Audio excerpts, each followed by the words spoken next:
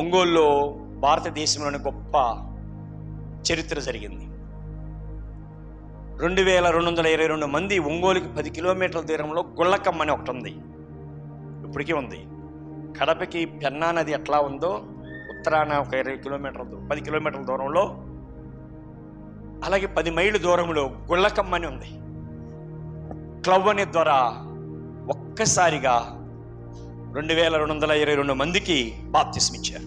ఆయన ఒక్కరే కాదు, ఒక 15 మంది సేవకులు, మిషన్ల దొరలు, భారతదేశంలో స్వార్థ చేస్తున్న వారందరూ కలిసి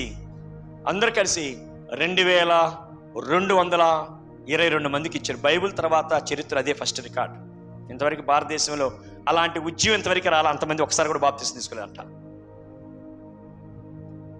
క్లౌద్ అని 1870 సంవత్సరంలో భారతదేశానికి వచ్చాడు, బాప్టిస్ట్ మిషనరీగా వచ్చాడు.